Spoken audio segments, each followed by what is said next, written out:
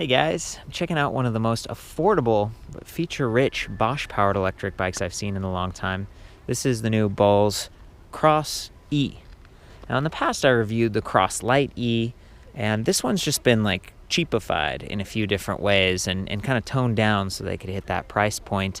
But it still uses the Bosch system, still getting something that's very capable, that's been very impressive for a long time, kind of a leader in the space. And this is the rack-mounted design.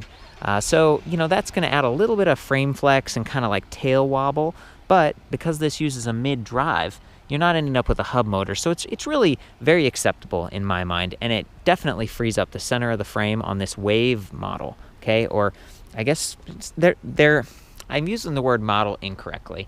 They have 3 frame styles, that's it. So the Wave is like the super low like this, and they have one that I call kind of the mid step where the top tube isn't combined with the down tube, and it's kind of right here. And then they have Diamond, and that's a high step, traditional. So there are 3 different styles of frames you can get, and of course the ones with the high step frame, they're going to be the most stiff and probably higher performing, but I really like the step through because it's just so much easier to approach, like get your leg up and over. It's only 18 inches.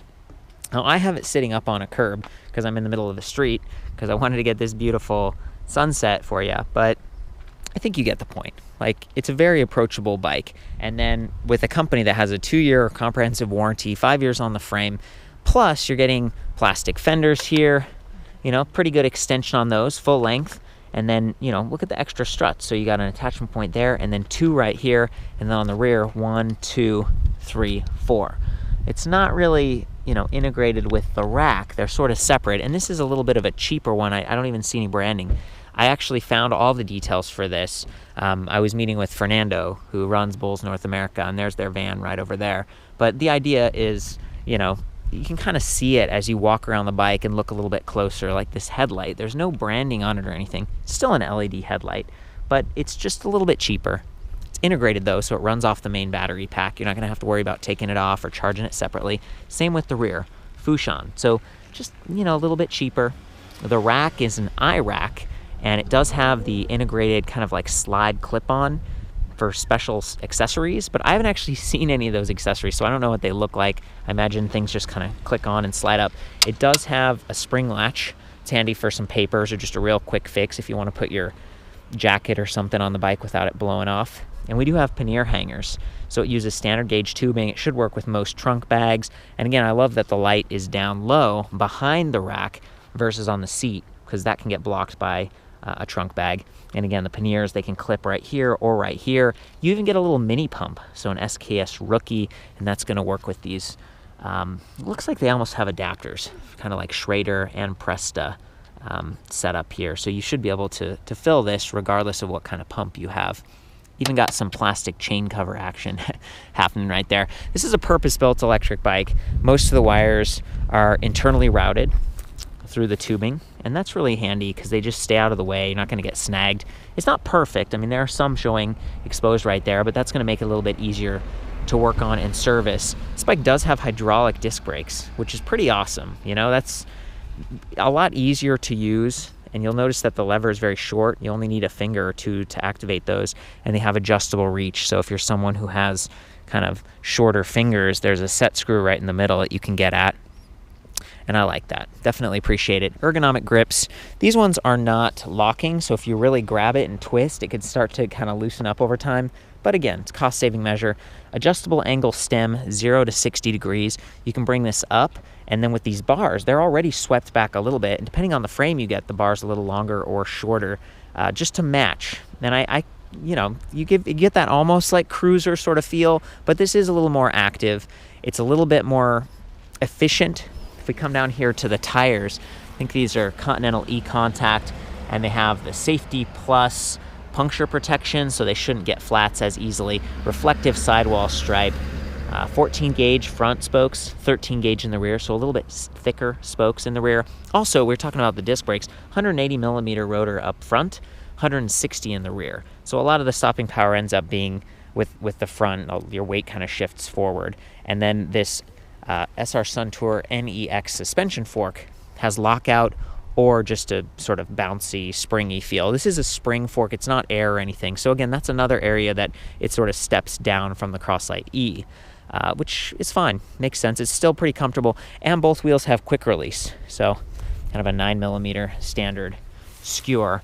It makes doing maintenance a lot easier, or if you're trying to move this, and let's say that you're trying to get this in your car, maybe it won't hang on the back of your car because this is the Wave and you don't have a platform rack. Well, you can get the wheels off pretty easily, and that's nice. That's handy. Adjustable length kickstand on the left. And now we start to get into the really cool stuff, because you can see the battery has a locking core on the left-hand side right there.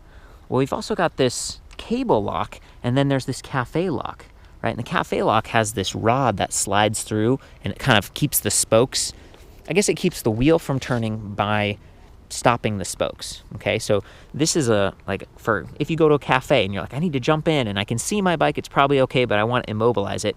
You can, put the key in there, slide this, and it locks that. Well, if you see that hole, that's where this plugs into. So you can also use the cable to lock it to a post or something. So that's one step up from just a cafe lock, but probably still one step down from a U-lock or something, a big chain or something really sturdy. I just think it's neat that it comes with this. I was weighing the bike earlier, and it was 59 pounds. That's not super light, but when you consider the fenders and everything, the rack, the pump, the extra, lock thing going on here, those are all things you might have added yourself, and it's saving you money, and they match, and they're all kind of using the same key. I think that's spectacular. So I don't want to complain about the weight quite so much. And plus, this platform, it's not like you're mountain biking on it. I think the safety aspects, like the reflective sidewall stripes, the integrated lighting, that's more important to me. And then the matte black finish with these white and blue accents, I think is very professional. It could be a his or a hers bike. You could even get one for yourself and your significant other and really enjoy it, I think. So yeah, also another comfortable touch point is this Celery Royale Freeway City. This is a little bit more of a comfort-oriented saddle, and there's this little clip here. I've never seen an accessory that works with it, but apparently there are some that can clip right on. Again, you've already got the light, so I think you're set there. In the back, we've got a Shimano Alivio derailleur. It's several steps up. It's not the lowest end. And then we've got our trigger shifters in the front. We've got 8 speeds. I believe the trigger, you can just pull it this way, and this one goes that way. So it's a little bit more basic. Some of the higher end ones you can push forward or backwards, and that's the other area. Instead of having like a 10 speed, you only have 8. And your biggest tooth is 30, I think it's 34. Yeah, there we go, 11 to 34. So your range is a little bit more limited. That's fine. I think the other big thing you might notice, in addition to plastic pedals versus metal, these are actually pretty nice. I haven't seen these ones. They're from Wellgo, and they've got a little bit of rubber. The other step down in performance is the Bosch Active line. It's not like a bad thing, but this motor is a little bit more toned down, right? Look at that, going right off the curb. Not a lot of rattling sounds. I was surprised. I was wondering how the fenders would sound. Okay, so the Bosch Active line just doesn't respond as strongly. See how smooth it is? I'm in turbo mode right now, but I'm not zipping along. I'm just kind of like, okay, mellow, smooth. And that's what probably some people desire for going around the neighborhood, cruising around town. It's not as zippy. It's not as maybe overwhelming for some riders as their CX and their standard performance line motor is. You're still getting 250 or 350 watts nominal, kind of up to 500 watts peak, but I think the Newton meters are toned down. Instead of 75 or 60, it's more like 50 Newton meters. So the torque, that's what I'm describing here as like zippiness. It's just toned down a little bit, and you notice it.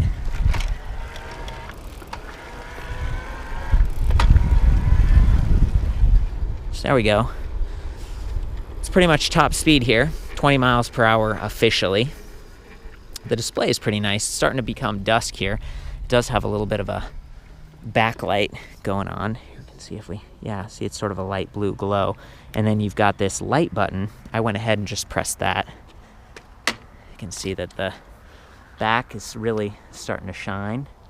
Several reflectors here, reflective pedals. And here's the headlight. And it's adjustable too, and it kind of has this downward cupping. This is a cool one to review at sort of the evening hours, because you can enjoy and actually see some of those those upgraded features. I am going to put the camera on and hopefully give you a bit more of an up-close experience on that motor, but I was impressed with how quiet it is because Bosch uses a smaller sprocket up front and it rotates like 2 times for every pedal rotation. That makes it very responsive, and you get shift detection, so when you're shifting gears, maybe it won't wear the chain or the derailleur or the sprockets out quite as much as ones that don't. There we go. I'm gonna do some shifting now.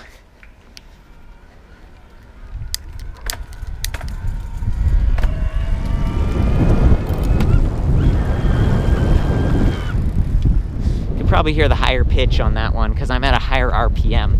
Let's try this again.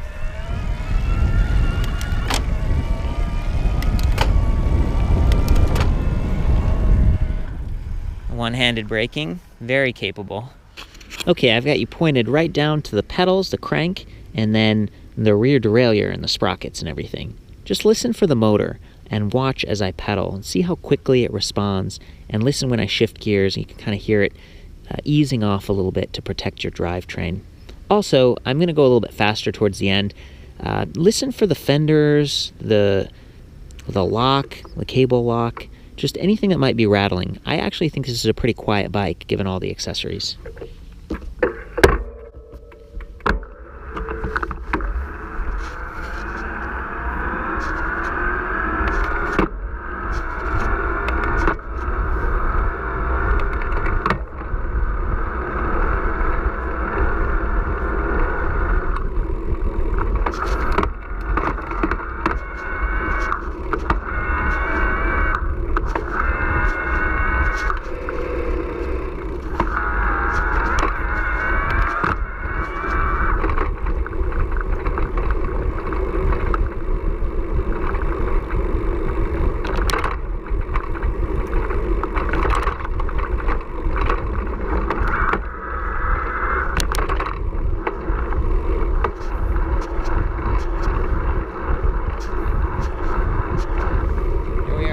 Speed 20 miles per hour.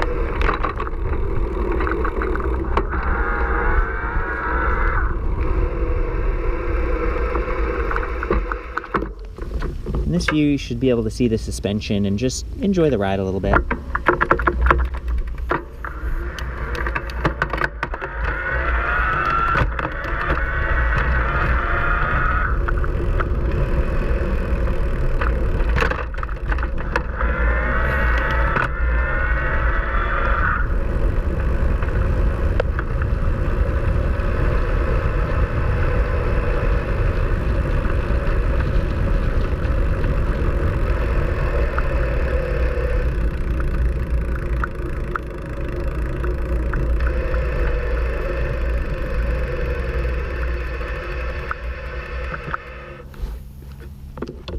Sunset.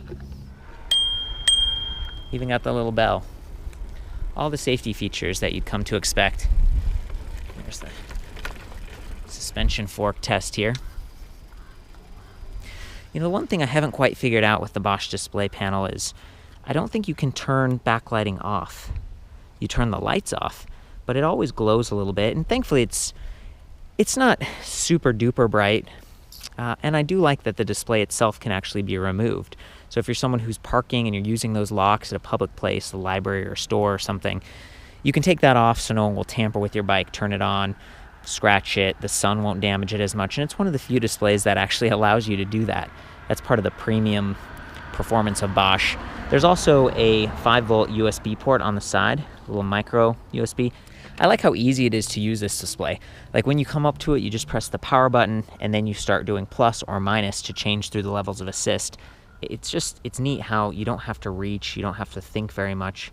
Once you know how this works, you can just reach over and like, oh, I don't need as much power, and you can click down and you can feel it click and you can hear it.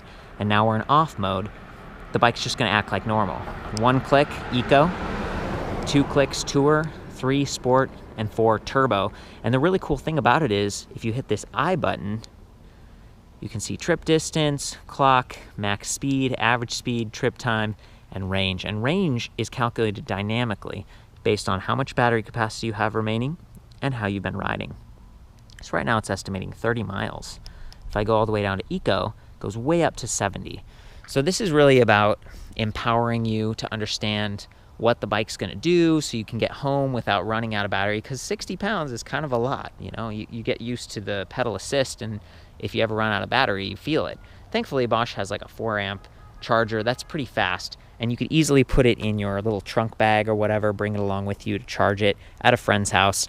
If you were completely empty on the battery, the first half fills very quickly because it doesn't have to balance the cells quite as precisely. It just kind of fills it. So it's maybe an hour and a half, and you're almost halfway. So I really appreciate that.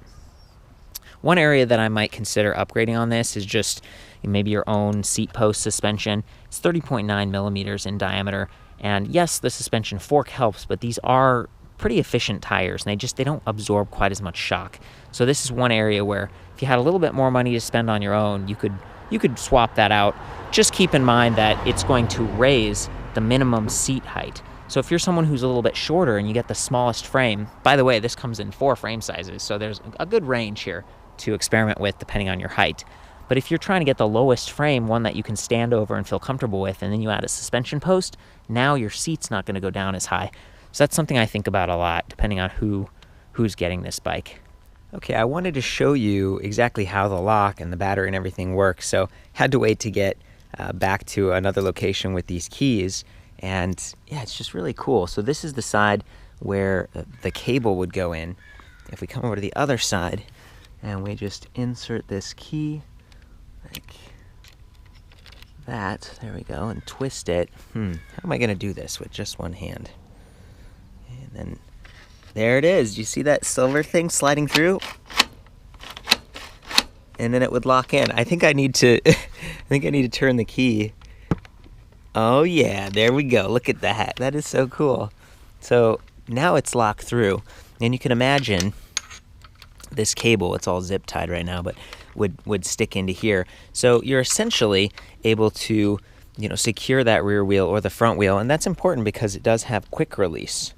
So on the one hand, if you're just leaving it with the cafe lock, someone could lift it up and go away, walk away with it, put it in a van or something like that, but it's a fairly heavy bike. On the other hand, someone could try to take your seat or your wheel or whatever, and this is just another level of security, but that doesn't require remembering a combination or carrying extra keys. It's amazing to me that they give you 4 keys too. That's great, so if you lose one. So now let's look at the battery pack. It's the same thing. I feel like maybe I have to, it's sort of set to go in one specific direction. Twist it, and just pull up. Oh yeah, there we go.